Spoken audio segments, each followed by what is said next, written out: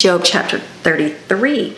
Elihu claims to speak for God. However, Job, please listen to my words and pay attention to everything I say. Behold, I have opened my mouth to begin my speech. My tongue in my mouth is going to speak. My words will express the uprightness of my heart. My lips will speak what they know with utter sincerity. The Spirit of God has made me, and the breath of the Almighty gives me life, which inspires me. Answer me if you can. Set yourselves before me. Take your stand. Behold, I belong to God like you, and I too was formed out of the clay. Behold, I will not make you afraid or terrified of me, for I am only mortal and not God. Nor should any pressure from me weigh heavily upon you. This difficult situation here, I love that it's approached with sincerity and respect. That's the good way, right? Instead of the accusation, start throwing things. As soon as you start accusing, you are the problem. That's the wrong thing. And he's like starting with himself. No, I'm just a man. I'm just humility. Very huge. Verse 8, surely you've spoken in my hearing, and I've heard the sound of your words, saying, I am pure without transgression. I am innocent, and there is no guilt in me. Behold, God finds pretext against me. He counts me as his enemy. He puts my feet in the stocks to hinder and humiliate me. He suspiciously watches all my paths, you say. He's repeating. He wants to address Job's struggle. He wants to say, you say these things. He's not hurting it, ignoring it. He's acknowledging it. Whenever anybody, this is part of like healthy communication skills. My generation grew up with you don't talk about things. This is how it is. That's it. Suppress the feelings. This new generation is all about talking about everything. I think they got a little bit more talking about everything. Not the new generation, because people in the past do. I'm just trying to say more generalize the generation. They do different, right? I think you can agree. And this new one is all about talking about their problems. And so I think a little too much on some things. But there's always a little too much on some things. There's a way to push it down too much. There's a little bit too much talk. But I like that. Healthy conversation is, okay, let me share with you my problem. Let me share with you and acknowledge what you said. I am hearing what you said. And that's important, right? Whenever you're having an argument with a spouse, with a child, or with a person, a coworker, anything, it's important when they're saying something and they're hurt. Okay, I acknowledge, I understand this is what you're saying.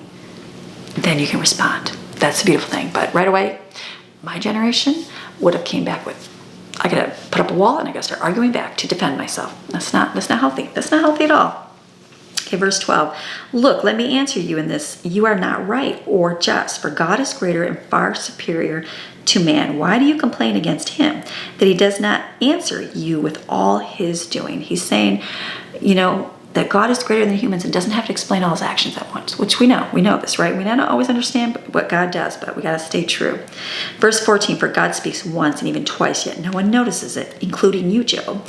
In a dream, a vision of the night, one may hear God's voice. When deep sleep falls on men while slumbering upon the bed, then he opens the ears of man and seals their instructions, that he may turn man aside from his conduct and keep him from pride. He holds back his soul from the pit of destruction, his life from passing over into Sheol, the netherworld, the place of the dead. God communicates us to us so many different ways that we may not even recognize it. Like, today, did you wake up? You did, you're here. Like, it may be so easy to forget that God still wants you here for a purpose, because you can go through your days and go, what's the point of what I'm doing? What am I even doing in this life? I don't even know why I'm here. God's speaking to you. Like, he got you up, getting you through your day, right? Verse 19, man is also disciplined with pain on his bed, and with unceasing complaint in his bones, so that his life makes him loathe food, and his soul loathe even his favorite dishes. His flesh is so wasted away that it cannot be seen, and his bones, which were not seen, now stick out. Then his soul draws near to the pit of destruction, and to his life to those who bring death, the destroyers. If there is an angel as a mediator for him, 1 out of 1,000, to explain to a man what is right for him, that is how to be in right standing with God, then the angel is gracious to him and says, spare him from going down to the pit of destruction. I have found a ransom and consideration, a reason for redemption and atonement. Let his flesh be restored and become fresher than in his youth. Let him return to the days of his youthful strength, and he will pray to God, and he shall be favorable to him, so that he looks at his face with joy. For God restores to man his righteousness and his right standing with God and his joys. He sings out to other men, I have sinned and perverted that which was right, and it was not proper for me. God has redeemed my life from going to the pit of destruction, and my life shall see the light, right? And I like this, I have Elihu suggests that suffering can be used by God to correct, teach, and restore a person rather than simply punish them. Right? Sometimes those things that go on in our life that we think they're wrong, but it's like, it's a season of learning. You know what I mean? I remember there's times, we've moved multiple times, and I still remember moving to the mountains, and my kids, we didn't really know anybody. We weren't doing a whole lot. And I said, well, you know what? Let's prepare. Let's prepare our field right this time. Let's study God's word. Let's get in his word and take the time to do that, because what is he going to have for us? And I found that those times that I had a lot more quiet, I was able to prepare for the next season of my life. Moving to Florida, a little different, and same thing. And I see that there's different seasons of not being able to do the things that I did before. And I go, okay, God, but this is my time. This is my season. This is my season of you teaching me and training me and equipping me for my next part in my life. So remember those times.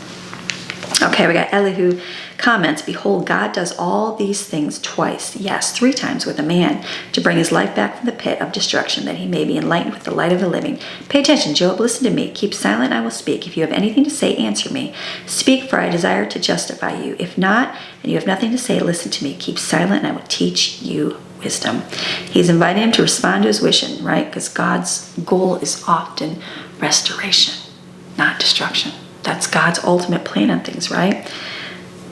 No matter what's going on in your days, it's like God will use any bad in your life for your good. We got to remember that here. So we like Elihu. Elihu's pretty good because he's got a different perspective on things. So there's a good friend there. All right, come back tomorrow. We'll read more.